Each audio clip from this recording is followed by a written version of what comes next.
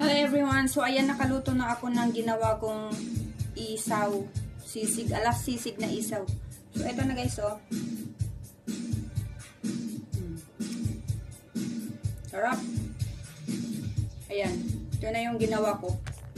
So nung una akong gumawa ng ganito, ang ginawa ko is kinat ko siya into small pieces.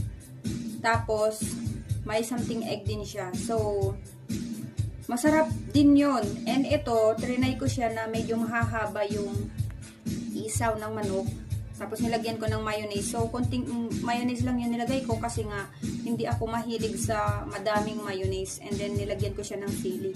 Tapos ito guys, ay crispy siya. Yan. So, ito yung ating kakainin. And meron din ako ditong talbos ng kamuting kahoy. So, leftover lang yan. So, uubusin na yan. Tapos, yung leftover na rice, rinay ko na lang siya sa luncheon meat. Yan. Oh. Salamat sa pa-luncheon meat. Yan. Galing yan sa pamaskong handog kay Mayor. Ayan. So, ayan. Papakita ko sa inyo guys ang pagka-crispy ng aking ginawa.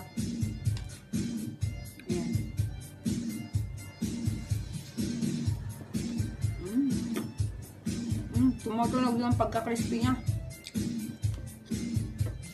Ang sarap. Sarap siya.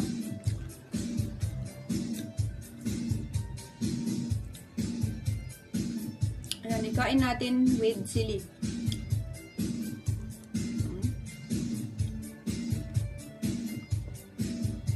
Sarap guys.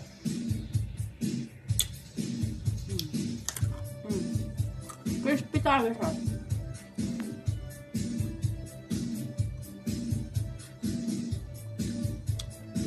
Very nice. Try nyo din. Masarap. Napapakain ako ng kanin.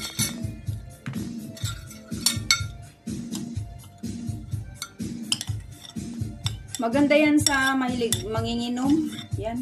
Pulutan ninyo. Masarap siya. So, yung kanin ko, may ulam ng luncheon meat.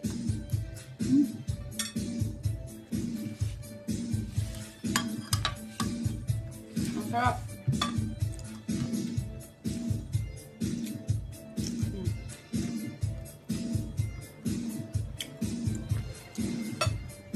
Try nyo din guys. Sarap talaga siya.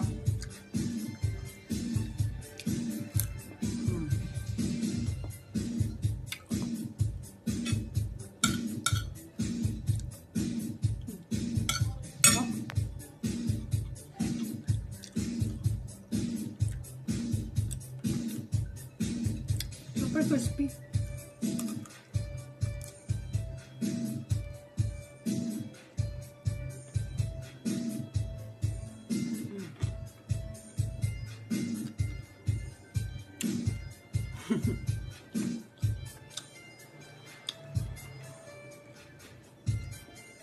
Sarap.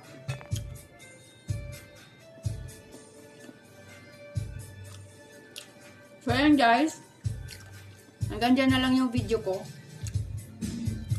At kakain na ako. Hindi na ako magbe-video na kakain na Yan, pinakita ko na sa inyo. Try nyo din. It's yummy. So yan, bye everyone. Thanks for watching.